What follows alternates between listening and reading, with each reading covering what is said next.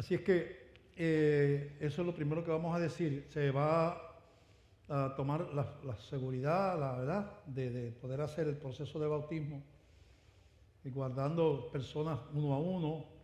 El que bautiza va a tener su mascarilla, va a estar el agua con el cloro. Así es que vamos a tomar precauciones. Lo otro que vamos a decir es que, como un comentario, nosotros no promovemos en esta iglesia el que la gente de la iglesia le diga a otras personas de otras iglesias que se vengan para acá. No promovemos el proselitismo religioso. Creemos que eso es poco ético. Al que sea de otra iglesia su amigo, su vecino, déjelo en la iglesia donde está. No lo arrastre para acá. Nosotros como iglesia grande podríamos tener algunas ventajas sobre una iglesia pequeña. Gracias por decírmelo. No tengo principio de ice maker todavía.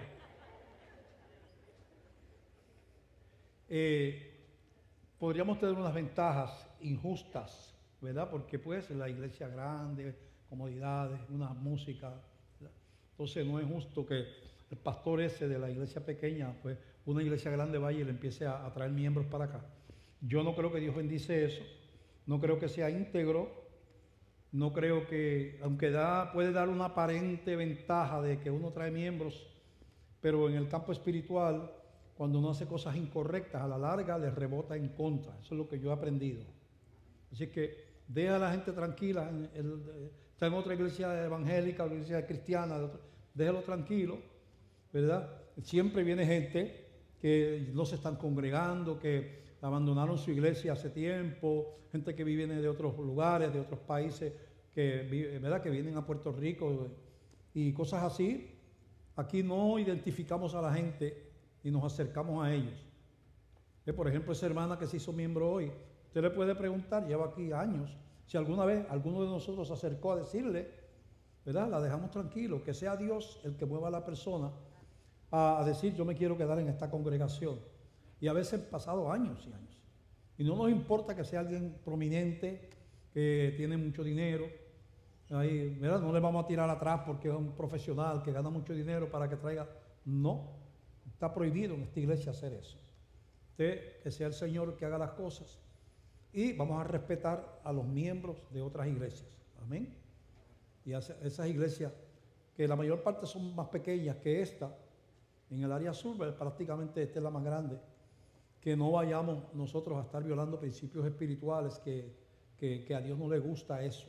Dios no quiere eso. Dios está en las iglesias pequeñas, igual que está en las iglesias grandes también. Que no hago esta aclaración porque queremos movernos a unos niveles de ética bien altos en todo, incluyendo el manejo del dinero. Muy cuidadosos en eso. Y yo no puedo meter un cheque aquí en la iglesia después de 45 años. Si hay un cheque, tiene que ser firmado por dos personas, uno miembro de la iglesia que se designó para eso y el pastor. Pero yo solo no puedo. Y tengo que reportarlo, informar que para qué se usó eso. Tiene que ser para algo de la iglesia. Hay una tarjeta de crédito, yo no la puedo usar para comprar ni una goma de mascar. Para mí, tiene que ser estrictamente para la iglesia. Todo el ingreso económico aparece en el tablón de dictos al centavo. ¿Cuánto gana cada pastor? ¿En qué se usó el dinero? Cualquier miembro puede ver lo que pasó el mes pasado, dólar por dólar. Tenemos un contable que supervisa, que audita eso mensualmente. Así que eso lo hacemos así. ¿Por qué? Porque queremos primero que nuestro testimonio esté limpio, fuera de juicio de la gente. Dios sabe qué pasa en el dinero con esa iglesia, Dios sabe. No, mira, vete y mira allí. Lo que hay allí es lo que hay. Ni un centavo sea, mira, pero reporta esto y esto no. Esto no, porque esos son unos gastos del pastor, eso no lo reporte. No. Todo, 100%, todo. Porque queremos que la gente esté tranquila y que nuestro testimonio delante del mundo, pues no pueda alguien decir, ¿verdad?, que alguien está lucrándose del ministerio haciendo cosas que no debe. Para eso hay una junta administrativa que es la que examina los gastos mensualmente, que somos como 14 o 15, de los cuales solamente 5 somos ministros, los otros 10 son miembros de la iglesia. Todo todos los años se elige una junta administrativa. Bueno, hago esa aclaración, ¿verdad? Porque queremos que usted aprenda a funcionar así, porque en la calle hacer ventaja sobre otro es como ser listo uno. Manipular es ser uno listo. Pero aquí no queremos funcionar así. Así que Dios nos libre de entrar en ese tipo de astucia. El mensaje de hoy, cristianos de doble ánimo. Y le vamos a explicar, se me cayó la cara, de vergüenza, no. El título, cristianos de doble ánimo. ¿Y qué es el tener doble ánimo? Pues una persona que a veces es de una manera, a veces de otra, que no es persistente en lo que hace, en sus metas, en sus actitudes. Hoy está consagrado, mañana está carnal. No queremos ser cristianos de doble ánimo, ¿verdad? No queremos. Y vamos a partir de ahí a leer Santiago capítulo 1, del 5 al 8, nos ponemos de pie para leer la palabra de Dios. Santiago 1, 5 al 8. Dice así la Escritura: y si alguno de vosotros tiene falta de sabiduría, pídala a Dios, el cual da a todos abundantemente y sin reproche, y le será dada. Pero pida con fe, no dudando nada, porque el que duda es semejante a la onda del mar, que es arrastrada por el viento y echada de una parte a otra. No piense, pues, quien tal haga, que recibirá cosa alguna del Señor. El hombre de doble ánimo es inconstante en todos sus caminos. Padre, te damos gracias por esta palabra. Llévanos, Señor, de tu mano, a través de ella. En el nombre de Jesucristo nos ponemos en tus manos. Amén, amén. Pueden sentarse.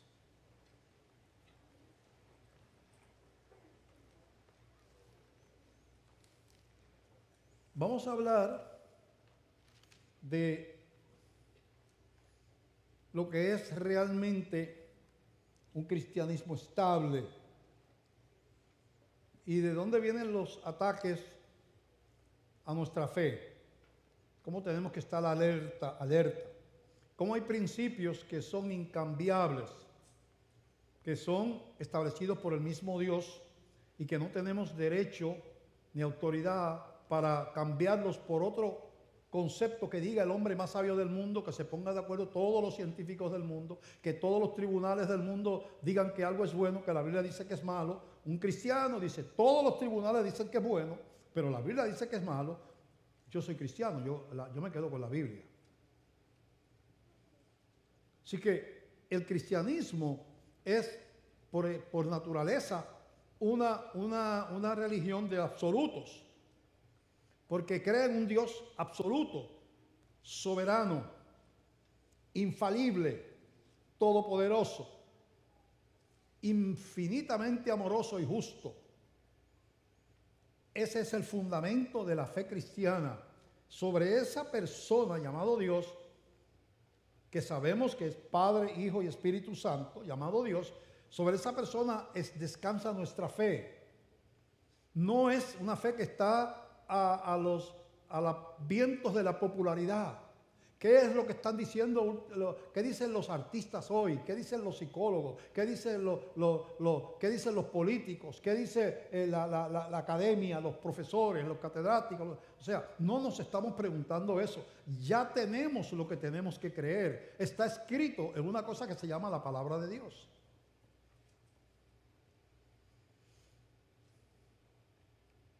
¿Por qué? Vamos a ver el concepto, el valor filosófico de lo que yo estoy diciendo. ¿Por qué eso tiene que ser así? Porque o Dios o es Dios o no es Dios. O existe o no existe. Si Dios es, y es el Dios que describe la Biblia, creador de los cielos y de la tierra y de la raza humana, si es cierto que ese Dios se encarnó en una persona llamada Jesús, que vino a morir por nuestros pecados en obediencia al Padre y por amor a nosotros, si es cierto que ese que murió resucitó y reina en gloria y se unió a reinar en el Padre allá en el trono arriba, y tiene potestad sobre todas las cosas en el cielo y en la tierra, si es cierto que algún día todos tenemos que dar cuenta a ese Dios, si usted no cree eso, pues usted no cree en el cristianismo, porque eso es la esencia del cristianismo. Que siendo pecadores nos amó, dándonos entonces, llamando a arrepentimiento para darnos vida. Si usted no cree en eso, usted no cree que es cristiano, ser bautista, eso no es cristianismo, ser católico, eso no es cristianismo, son religiones. Dios es Dios o no es Dios. Si Él es Dios y es soberano, entonces ¿está Él sujeto a mi escrutinio?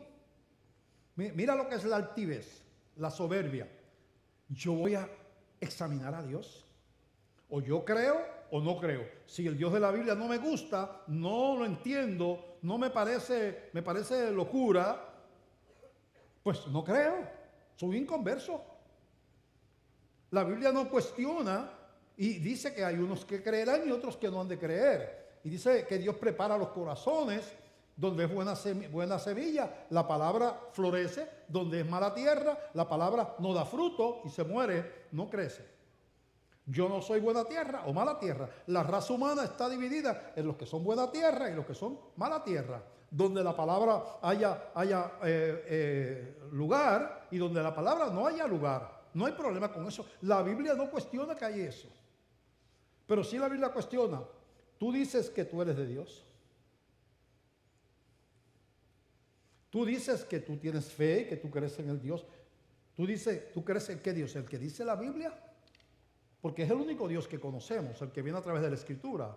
Si es cristianismo, pues hay budismo y otras cosas, pero si estamos hablando de cristianismo, el único Dios que se conoce, el Dios de la tradición judeo-cristiana. Desde las profecías del antiguo pacto que dieron a los judíos hasta las profecías y las escrituras de los apóstoles después de Cristo. Hasta ahí terminó la revelación con el apóstol Juan.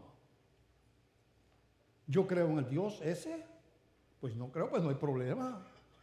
Conmigo no vas a encontrar, yo no voy a discutir contigo, eso es un asunto, yo no soy Espíritu Santo para convencerte a ti de que creas, el que convence es el Espíritu Santo. No te convence el Espíritu Santo, pues no eres buena tierra. ¿Y qué puedo hacer yo? Yo predico, pero yo no te puedo tomar un lugar que le corresponde solo a Dios. Pues te doy cariño, te respeto y todo. Reconozco que no eres mi hermano en Cristo. Pero si tú dices que eres mi hermano en Cristo, la pregunta es, si Dios es Dios y es perfecto, soberano, todopoderoso, omnisciente, que todo lo sabe, ¿tengo yo autoridad para cuestionar su palabra? ¿Tengo autoridad para cambiar su palabra? ¿Debo de escuchar yo las opiniones de los que no son cristianos, por lo cual lo que Dios dice esté equivocado?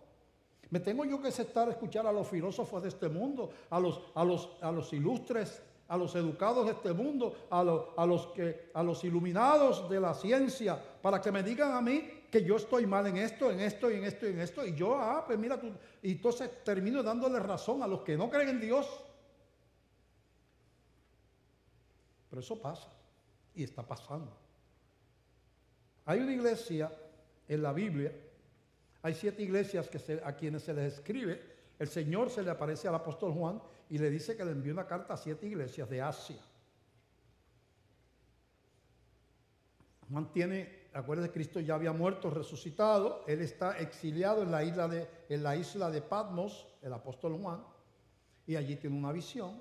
Le aparece Jesucristo brillando, los ojos como llamas de fuego, brillando como una túnica blanca, brillando los pies como si fueran de metal, como si fuera de oro. Y él cae desmayado. El apóstol que caminaba con Jesús no lo conocía glorificado, lo conoció cuando Cristo estaba en la tierra caminando, y un hombre igual que él. Pero ahora cuando lo ve glorificado, después de resucitado, no puede aguantar, no puede tolerar esa visión y cae, dice, como muerto a los pies. Se desmayó. Y el mismo Señor lo levanta y le empieza a hablar y le dice, escribe a las 7 iglesias. Y a la última iglesia que le escribe es a la iglesia de Laodicea, una región, un lugar. Alguien dice que esa última iglesia, no estoy diciendo que yo lo digo, hay quien dice que esa última iglesia representa a la iglesia final antes de que Cristo venga. Que por eso es que está ahí a lo último, que es por una iglesia profética. Yo no estoy diciendo, yo no tengo evidencia de que eso sea así.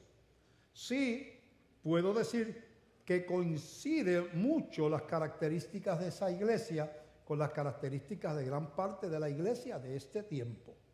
Hay una coincidencia en muchísimas cosas. Vamos a ver lo que dice ahí, Apocalipsis 3, del 14 al 20. Dice así, y escribe al ángel de la iglesia en Laodicea, le está diciendo Jesucristo a Juan. He aquí el amén, el testigo fiel y verdadero, el principio de la creación de Dios, dice esto. Está hablando Jesús mismo, yo soy, ese Jesús, está hablando del mismo. Yo conozco tus obras, le dice a esa iglesia, que ni eres frío ni caliente. Ojalá fueses frío o caliente. Pero por cuanto eres tibio y no frío ni caliente, te vomitaré de mi boca. Porque tú dices, yo soy rico y me he enriquecido y de ninguna cosa tengo necesidad, y no sabes que tú eres un desventurado, miserable, pobre, ciego y desnudo. Por tanto, yo te aconsejo que de mí compres oro refinado en fuego, para que seas rico, y vestiduras blancas para vestirte y que no se descubra la vergüenza de tu desnudez, y unge tus ojos con colirio para que veas. Yo reprendo y castigo a todos los que amo. Sé pues celoso y arrepiéntete. He aquí, yo estoy a la puerta y llamo. Si alguno oye mi voz y abre la puerta, entraré a él y cenaré con él y él conmigo. Hasta ahí vamos a leer.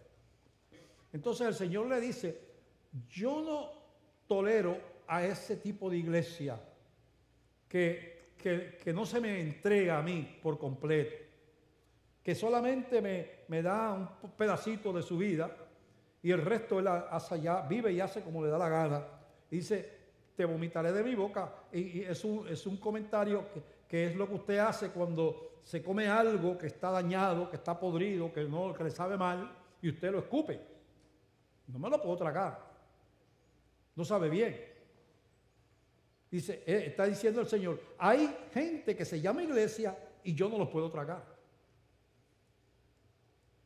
Entonces, es ese tipo de iglesia, dice, esta iglesia se veía a sí misma como una iglesia que estaba bien, no se sentía culpable de nada. Tú dices que eres rico y que estás vestido de riqueza. Esta ciudad, Laodicea, era una ciudad industrial que producía un colirio y otras cosas, industrias, que venía mucha gente del imperio a comprar ahí. Estaban en buena condición económica y ellos se felicitaban por cómo qué bien estaba en la iglesia. Esa iglesia estaba bien, económicamente estaba bien. Pero el Señor veía otras cosas que no era la economía de la iglesia. Tú te crees rico porque tienes riquezas terrenales, pero yo te veo miserable, pobre, ciego y desnudo. Uno de los símbolos de cristianismo es vestirse con las vestiduras de salvación. Ellos se llamaban iglesia, pero no estaban vestidos, estaban desnudos, porque no se habían entregado al Señor aparentemente de verdad, de manera sincera, ¿verdad? Y dice ahí, ¿verdad? Entonces, yo te aconsejo que de mí compres oro refinado en fuego para que seas rico y vestiduras blancas para vestirte y que no se descubra la vergüenza de tu desnudez, y unge tus ojos con colirio para que veas. Estaban ciegos, por eso se le está rezando el colirio, que era lo que ellos producían.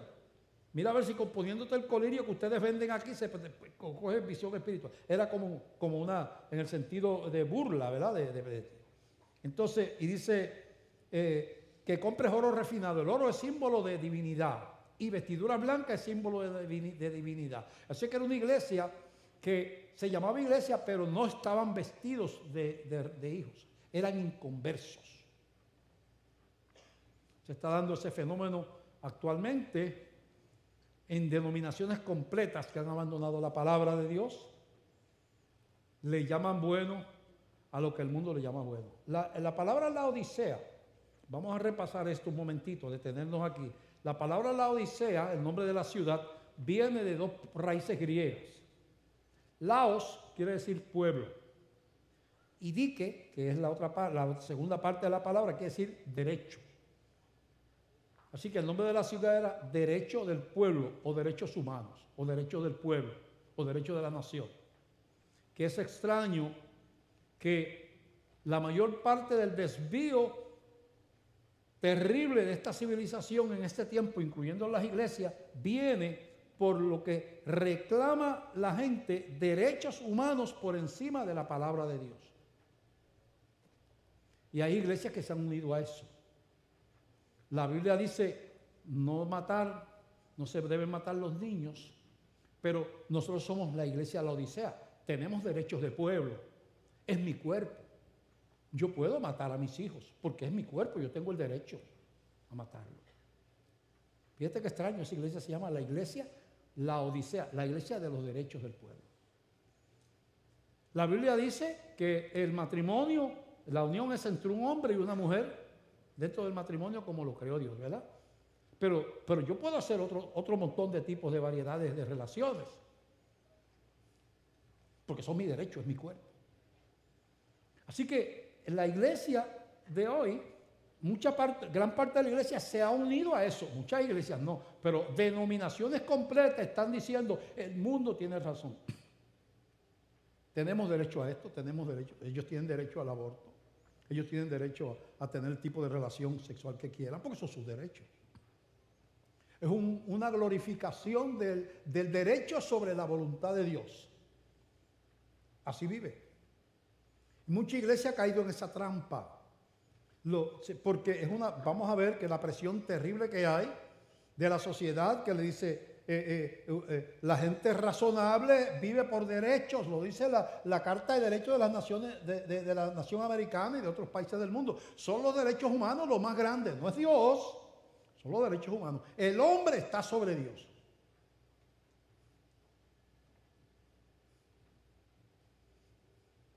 Y es tentador, porque parece inteligente, lo dice mucha gente que tiene mucho prestigio. Así piensan catedráticos, jueces, abogados, el colegio de psicólogos, así piensa la Unión de Libertades Civiles, así piensa la prensa, así piensan los artistas. O sea, los derechos, no importa lo que diga la Biblia, es nuestro derecho vivir como nos dé la gana. Laodicea. Derechos del pueblo. Entonces, vemos cómo se va deteriorando, ¿verdad? Fíjate que esta iglesia, el Señor le dice aquí, yo estoy a la puerta y llamo, si alguno oye mi voz y abre la puerta, entraré a él, se daré con él conmigo. Le está diciendo a la iglesia esa que no se ha entregado, que no acepta la palabra como veredicto final, y está pendiente de lo que opinan por ahí profesores y abogados y tribunales, para entonces escoger que de eso es lo que va a creer. A esa iglesia que es de derechos del pueblo, conceptos de derechos del pueblo, Jesús le dice, yo no estoy adentro, yo estoy afuera. Tú me dejaste afuera, yo estoy a la puerta y te llamo. Yo no estoy allá adentro. Porque yo no estoy en la iglesia que no vive por mi palabra, que no respeta mi palabra. Yo no puedo estar ahí. Eso se llama apostasía. Y yo no estoy dispuesto a hacer una iglesia, estar en una iglesia apóstata, que sus derechos están sobre mi palabra. Yo estoy afuera. Yo te llamo. Estoy acá afuera. No tienes vestiduras blancas. Yo te puedo vestir. Tú eres cristiano de boca. Pero tú estás vestido de blanco. O sea, si tú te mueres, te vas para el infierno. Porque tú no eres un convertido. Las vestiduras blancas es símbolo de salvación, de cristianismo. Y le dice, déjame vestirte con vestiduras blancas. Compra oro refinado, que también representa salvación. O sea, tú eres una iglesia inconversa. Hay Estados Unidos está lleno ahora mismo y Puerto Rico, denominaciones completas que abandonaron la palabra de Dios. Y creen lo mismo que creen ese grupo de personas que yo he mencionado aquí. Los que creen catedráticos, artistas, tribunales. Entonces, qué triste y qué extraño, qué triste es que tú vivas en la casa del alfarero, pero no tengas dónde comer, porque no tienes una vasija. Tu vasija está rota, pero tú vives al lado de la casa del alfarero, pero no vas a buscar barro, no vas a buscar el envase al alfarero. Tu envase está roto. Entonces, iglesias que tienen una cruz arriba, tienen una persona que se llama pastor, tiene un nombre de cristiano en algún lado, pero que son laodiceanas. No respetan la palabra, no creen la palabra. Están de acuerdo con los que creen la gente que no son cristianos. Eso es triste, pero está pasando.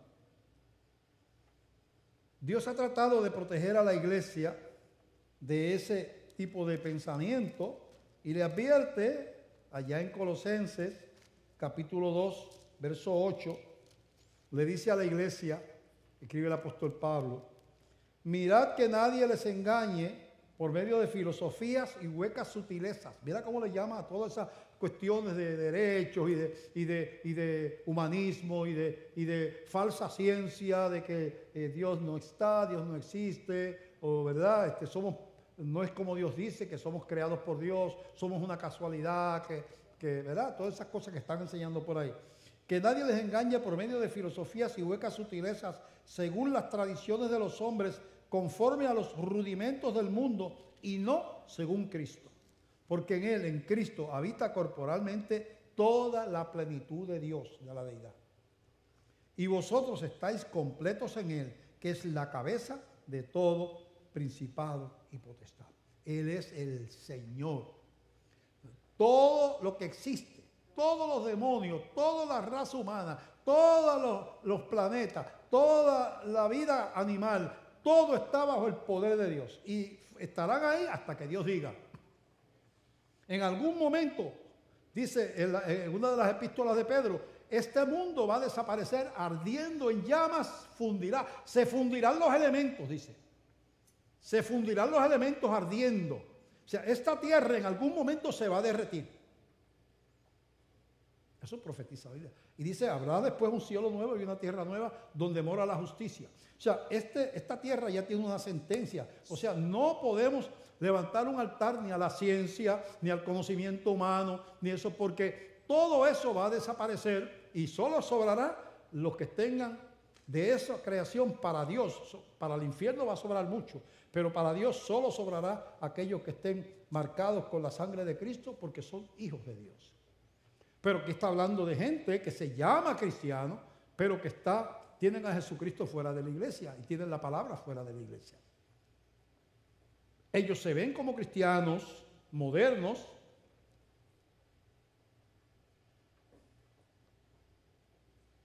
pero Dios no los ve como cristianos.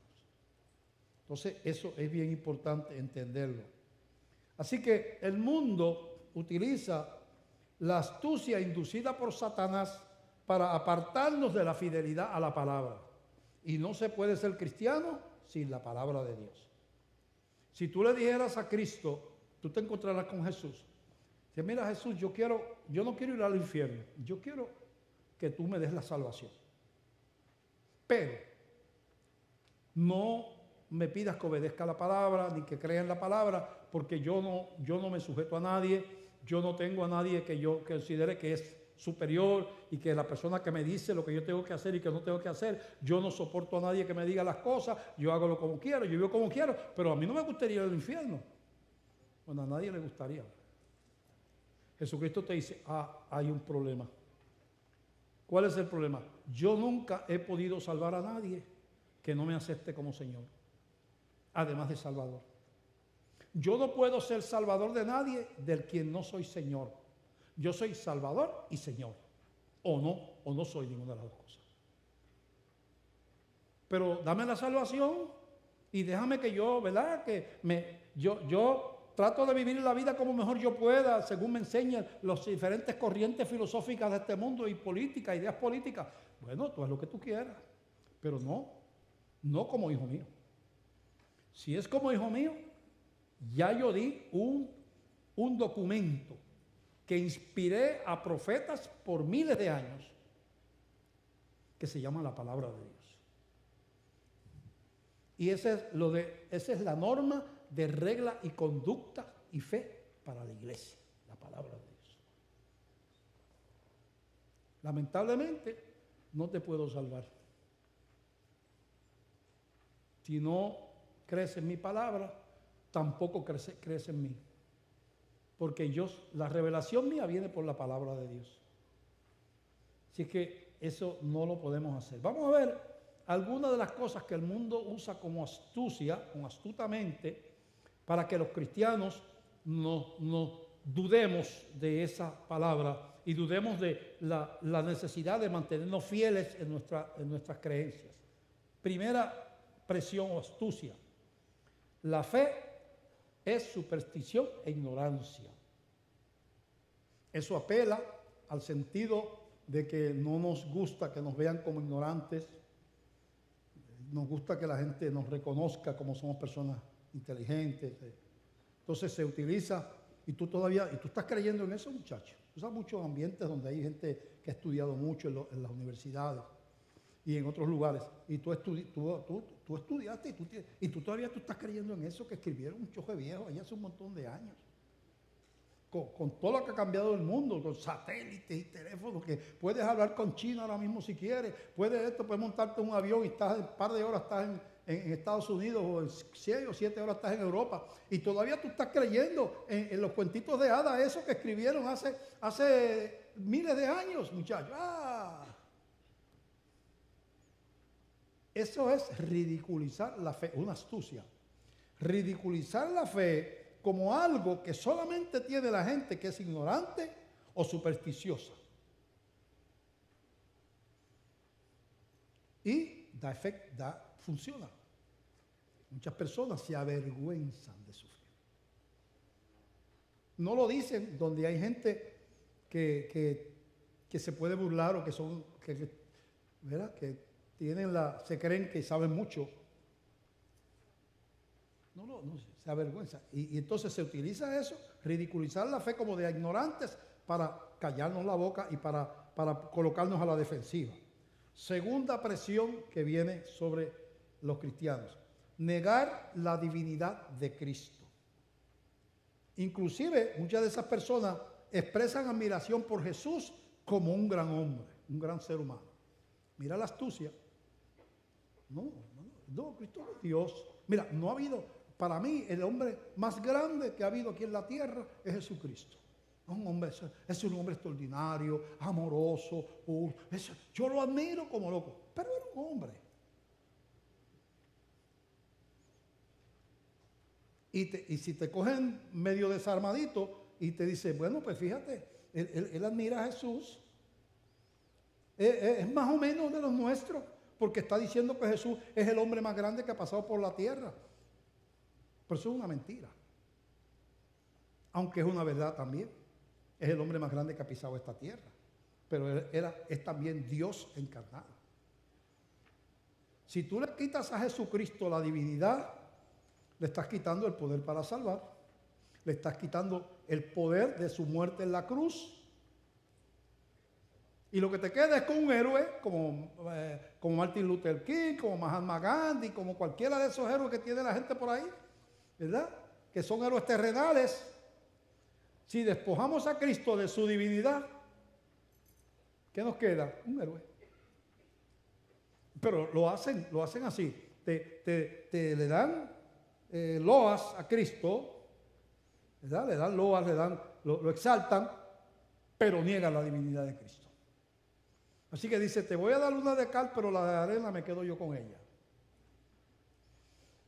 Así que esa es otra estrategia que se usa. En Hebreos 1, del 1 al 4, claramente establece que Jesucristo es la contestación. Y vamos a leerlo un momentito, rapidito. Hebreos 1, del 1 al 4. Dios, habiendo hablado muchas veces y de muchas maneras en otro tiempo a los padres por los profetas, en estos últimos días nos ha hablado por el Hijo. Mira lo que dice de Jesús: a quien constituyó heredero de todo y por quien asimismo hizo el universo. A través de Cristo se hicieron los cielos, las estrellas, los planetas, la tierra, todo.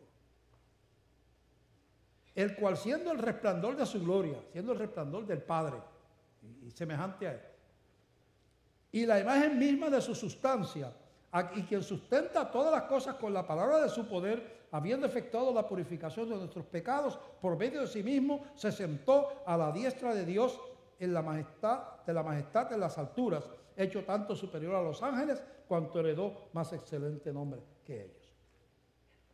La fe del cristiano no tranza en la divinidad de Cristo.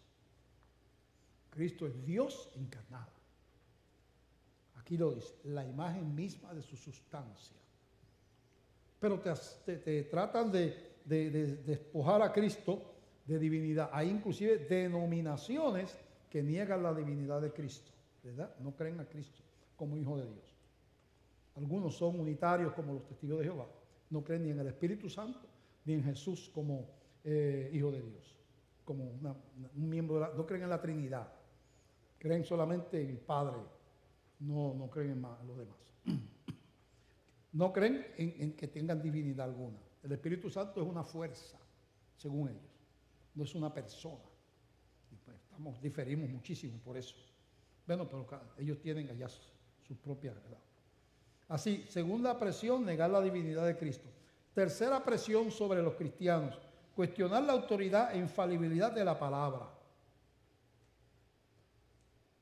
Y esa Biblia, eso lo escribieron un montón de gente que la palabra de Dios, eso salió de la mente de esa gente religiosa que escribieron esas cosas, pero eso ¿verdad? No tiene base ninguna. Y entonces hay cristianos que caen en eso también. En 2 de Pedro, capítulo 1, versos 16 en adelante, escribe el apóstol Pedro, porque no os hemos dado a conocer el poder y la venida de nuestro Señor Jesucristo siguiendo fábulas artificiosas, sino como habiendo visto con nuestros propios ojos su majestad.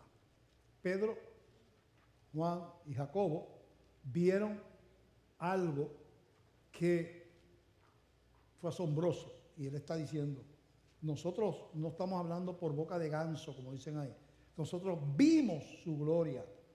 Y está hablando cuando en el monte de la transfiguración, monte santo, monte de la transfiguración, estaban ellos tres con Jesús en el monte, y de momento Jesús empezó a brillar como si fuera el sol. Y de momento aparecen dos profetas del Antiguo Testamento hablando con Jesús, Moisés y Elías. Pedro ignorantemente dice, Señor, vamos a levantar 3 altares, uno para Moisés, uno para ti y otro para Elías. Era una blasfemia, porque Moisés ni Elías se merecen un altar, ellos son humanos, eran humanos. Entonces Dios como que corrige a Pedro y desaparece Moisés y Elías. Y dice, este es mi Hijo amado, en quien tengo complacencia, a él es que tienen que oír, a él oír. No es a Moisés ni Elías. Dice, pero más confiable que esa visión, o sea, yo te estoy diciendo que yo vi esto, pero más confiable que esa visión es la palabra de Dios. Mira cómo lo dice Pedro. Pues cuando él recibió de Dios, versículo 17, de Dios Padre, honra y gloria, le fue enviada desde la magnífica gloria una voz que decía, este es mi Hijo amado, en el cual tengo complacencia. Pedro está narrando lo que él vio. Y nosotros oímos esta voz enviada del cielo cuando estábamos con él en el Monte Santo. Yo no estoy hablando porque me lo contaron, yo estaba allí. Tenemos también la palabra profética más segura, a la cual hacéis bien en estar atentos como a una antorcha que alumbra en lugar oscuro hasta que el día esclarezca y el lucero de la mañana salga en vuestros corazones. entendiendo primero esto, que ninguna profecía de la Escritura es de interpretación privada, porque nunca la profecía fue traída por voluntad humana, sino que los santos hombres de Dios hablaron siendo inspirados por el Espíritu Santo. ¿Para qué está diciendo Pedro? Es más segura la palabra que la visión que yo tuve. O sea, no creas en Cristo porque yo te cuente que yo tuve una visión. Cree en Cristo por la palabra de Dios. Es más segura la palabra. La visión es una experiencia mía, está diciendo Pedro. La palabra de Dios es la palabra de Dios. Así que esa fidelidad a la palabra tiene que caracterizar a la iglesia del Señor. Es lo que la iglesia de la Odisea había dejado atrás. Por eso es que Cristo estaba afuera. Donde se saca la palabra de la iglesia, ya no es una iglesia cristiana. Punto. Ya es una iglesia apóstata. Cuarta presión sobre la iglesia: acusar a la iglesia de falta de amor. Si condenas al pecado, es que no tienes amor. Presión psicológica. Tú no tienes amor. Tú dices, el aborto es bíblicamente incorrecto, pues la matanza de un niño. Tú no tienes amor por las mujeres, porque a esa mujer que sabe que utilizan astutamente, utilizan las violaciones y las mujeres que están en peligro de muerte por el parto. Menos del 5% de los abortos tienen que ver con una violación o con una mujer que está en peligro. En más del 95% de los abortos tienen que ver con un capricho de no criar un niño, un egoísmo, porque no me conviene, porque yo no quiero que papi sepa que estoy encinta, porque yo no puedo tener un muchacho y continuar con los estudios, porque el hombre que es casado, porque, bueno, razones todas, porque para mi trabajo, porque a mí me gusta divertirme y yo estar con un muchacho ahora, entonces, todas, 95% o más, tiene que ver estrictamente con razones egoístas. Pero entonces tú no tienes amor. Si tú dices, la sexualidad es la que Dios dijo que era, ¿verdad? Entre hombres, creó Dios, varón y hembra los creó, dos sexos. Eso es lo que dice la Biblia. Pero mira que esta es otra. No, pues la Biblia dice otra, no dice eso que tú dices. Pues tú no tienes amor. Tú eres un prejuiciado, porque tú tienes discrimen. Los derechos, mira, Laodice, la iglesia de los derechos humanos. Esa es la iglesia que estamos viviendo, que allá era la última iglesia.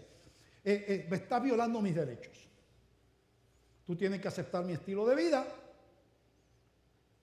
porque yo no tengo que vivir de la manera que tú digas. Si tú quieres hacer las cosas como tú quieras allá en tu iglesia, pero no me digas a mí que yo estoy mal porque me estás violando mis derechos.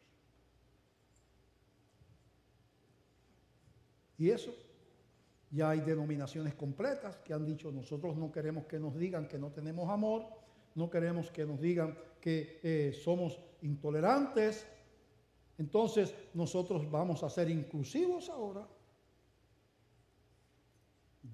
No vamos a identificar cierto tipo de pecados, porque no es aceptable en esta cultura y en esta sociedad. Entonces la iglesia se empieza a acomodar, se empieza a salir de la palabra, se empieza a acomodar a las interpretaciones del mundo. Le está dictando los inconversos a la iglesia lo que tiene que creer. Y la gente de la iglesia, la odiciana, dice, tienes razón. Los derechos del pueblo están sobre la palabra de Dios.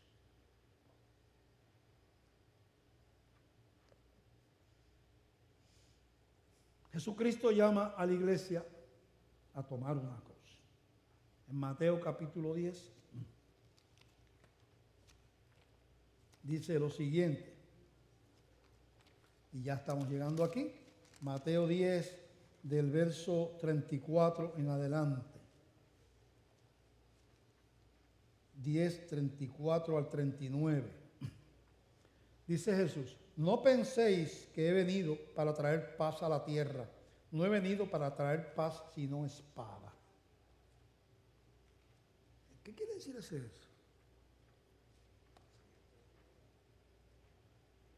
Si tú, mira lo que te está diciendo el Señor, vamos a interpretarlo en hacer ¿verdad? Una interpretación de lo que quiere decir ahí. Si tú decides creer lo que yo predico, te vas a echar muchos enemigos encima. No vas a ser amado por el mundo, tus hermanos que creen como tú te amarán, pero el mundo en general no te va a aplaudir lo que tú crees, porque yo no te lo estoy diciendo para que el mundo te aplauda, yo te lo estoy diciendo porque es mi voluntad y te conviene obedecerme, pero al mundo no le va a gustar. Yo no he venido para traer paz y no espada. Espada tiene que ver guerra, ¿verdad? Confrontación. Porque he venido para poner en disensión al hombre contra su padre, a la hija contra su madre y a la nuera contra su suegra. Y los enemigos del hombre serán los de su casa. El que ama a padre o madre más que a mí, no es digno de mí. El que ama a hijo o hija más que a mí, no es digno de mí. Y el que no toma su cruz y sigue en pos de mí, no es digno de mí. El que haya su vida, el que vive como él le da la gana, la perderá. Y el que pierde su vida por causa de mí, la hallará. ¿Qué está diciendo Jesús? Te estoy invitando a tomar una cruz. ¿Y qué es tomar una cruz? Está usando lo que él hizo. Jesús estaba coronado de gloria porque era el Señor, siempre ha sido Señor, en perfecta armonía con el Padre, porque son uno solo, en la gloria de su reinado allá en el trono. Y viene entonces, dice, porque de tal manera amó Dios al mundo que dio a su Hijo único, para que todo aquel que en él cree no se pierda, si más tenga la vida eterna. Ahí viene el acuerdo del Padre. Yo voy a enviar, sabes que está el acuerdo de enviar a alguien a rescatar a un pueblo para gloria de mi nombre, y para eso hay que dar vida, hay que morir. Tienes que ir. Padre, yo voy. Vas a sufrir. Tú lo sabes. Sí, yo lo sé, Padre. Pero también sé que voy a vencer. Y sé que muchos han de ser salvos por medio de esa muerte. Así que yo tomo mi cruz y camino hasta la muerte por obediencia. No era divertido, era doloroso porque él tiene un cuerpo humano como el tuyo y el mío. Era vergonzoso porque esa era muerte de criminales. No es divertido que le den a uno latigazos con un pedazo de hueso en el látigo, en los látigos, que arranca la carne. No es divertido que le den bofetadas a uno. No es divertido que te den vinagre cuando tú te estás muriendo de sed porque te estás desangrando en una cruz. No es divertido que te traspasen las muñecas y los pies con unos clavos así de grandes para que aguanten el peso de un hombre. No es divertido que te coloquen una corona de espinas y que la sangre esté bajando por tu frente. No es divertido estar 10, 12 horas ahí, o yo no sé, 6 horas, no sé el tiempo que estuve, no me acuerdo ahora, colgando ahí poco a poco muriendo, y después te meten una lanza por aquí para terminarte de vaciar. No es divertido. Estás al aire libre, al sol, pero por obediencia. Dice la Biblia en Filipenses 2, 5 en adelante: haya pues en vosotros este sentir que hubo también en Cristo Jesús. Haya pues en vosotros, aprendan de Cristo, el cual siendo en forma de Dios no estimó el ser igual a Dios como cosa que aferrarse, sino que se humilló, se despojó de su gloria y se hizo hombre. Y estando en la condición de hombre, se humilló hasta lo sumo, siendo obediente hasta la muerte y muerte de cruz. Por lo cual Dios le exaltó hasta lo sumo, le dio un nombre que es sobre todo nombre, para que en el nombre de Jesús se doble toda rodilla de los que están en los cielos, en la tierra y debajo de la tierra, y toda lengua confiese que Jesucristo es el Señor. Filipenses 2 del 5 en adelante.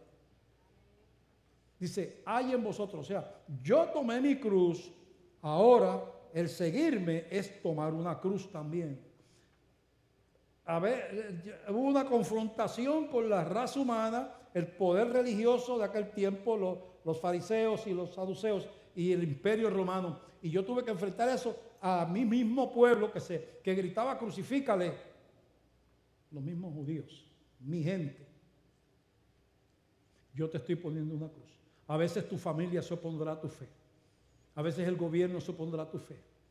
Muchos de cristianos, millones, cientos de miles los han matado y están matando todavía como moscas en países, en la India, en países musulmanes, países comunistas, en África. Están matando cristianos así, por montones. A veces una iglesia completa es masacrada en una sola noche. Y ellos están defendiendo su fe. Nosotros no tenemos músculo de sufrimiento. No tenemos músculo de sufrimiento. La fe se ejercita como el músculo del cuerpo. Pero ha llegado el momento, con lo que está pasando en el mundo, que vamos a ser probados. Y la Iglesia Bautista de Glenview va a ser probada, y todas las iglesias. Y iglesias humanistas le dirán, vente para acá, a nosotros no nos persiguen, porque nosotros aceptamos lo que dicen ellos con relación a aborto, nosotros aceptamos lo que dicen ellos con relación al sexo, nosotros aceptamos lo que dicen ellos con relación a otras cosas, a los vicios, o lo que sea. El mundo no tiene problemas con nosotros porque no les estorbamos. Ven. Y ahí hay una cruz. Y allá hay un aplauso del mundo. Y tú miras la cruz como la miró Jesús desde la gloria. Yo lo que tengo por delante no es fácil, pero es necesario.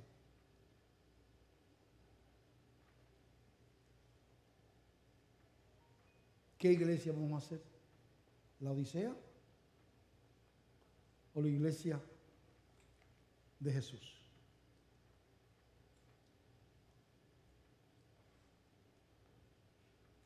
¿Quién nos va a aplaudir? ¿El Señor y sus ángeles o el mundo? Es tiempo de decisión. Qué triste. Y voy a terminar ya, ¿verdad? No, bueno, no voy a hablar mucho más. Qué triste que es que nosotros estuviésemos aquí, en esta iglesia, y esta fuera una iglesia laodiciana. Estuviéramos aquí y Cristo esté allá afuera.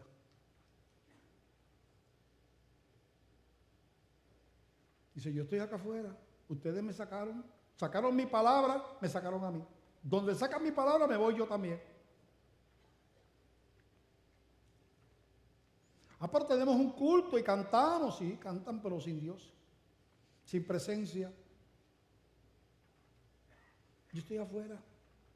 Yo llamo, mira, arrepiéntete, vuelve a la palabra.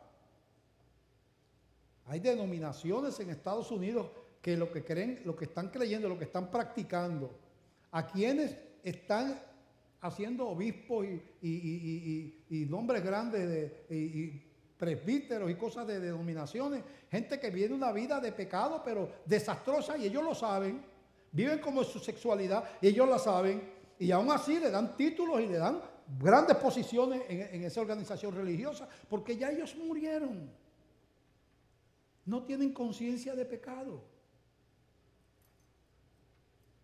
porque están muertos. Pero es tan glorioso servir al Señor. Estos 45 años de ministerio han sido tan hermosos, con todos los defectos que uno tiene, pero uno amando al Señor y tratando de hacerlo lo mejor posible. Han sido tan gloriosos, porque Él conoce nuestras debilidades. Los cristianos fallamos, pero Él mira el corazón. ¿Eres de Dios o no eres de Dios? Aquí es que está, mira. No está en estar sentado en la iglesia, no, aquí está. Él está metido aquí, mira. Fallé ayer, hice lo que no debía, dije una mentira, hice aquello otro. Señor, perdóname, pero Él está aquí. No debo de hacerlo, pero Él está conmigo todos los días, en las malas, en las buenas, cuando estoy bien, cuando estoy mal. Él es fiel, pero Él sabe que Él está aquí. Esa es la diferencia. Malo es cuando Él está afuera. Hay denominaciones e iglesias que el Señor está afuera tocando. Ábreme. que es que lo que tú dices en tu palabra no compagina con lo que dicen los artistas, con lo que dice la prensa, con lo que dijo el tribunal de los Estados Unidos o el de por allá. No está de acuerdo con lo que dice el Colegio de Abogados, lo que dijo la Sociedad Psicológica Americana, los trabajadores sociales. No está de acuerdo con lo que dice mi profesor de ciencia. O sea, Señor, yo lo lamento por ti, pero hay demasiada gente contra tuya. Y son gente importantes. Ah, bueno, está bien. Adiós.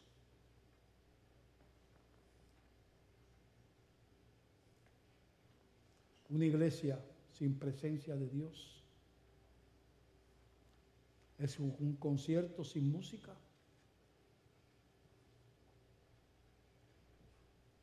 Es como un banquete sin comida.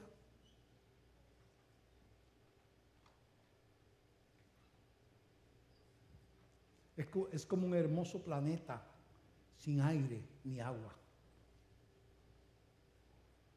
donde no se puede vivir. Él es nuestra fortaleza, Él es nuestro amparo, Él es el refugio nuestro, Él es el Salvador. Verlo con los brazos abiertos así. Sufriste, padeciste, te traicionaron, te engañaron, te fallaste en esto, te levantaste, bueno, hiciste cosas, pero eras mío, me amaste, me diste tu corazón. Entra, aquí no hay dolor, aquí no hay más llanto. Ahora lo que quiero yo es enjugarte las lágrimas que tú traes de allá de la tierra. Has llegado a tu casa. Pero hay que tomar una cruz. Voy a terminar preguntando si hay alguien allá en el hogar que todavía no ha entregado la vida a Cristo. Usted puede llamar a los teléfonos que aparecen en pantalla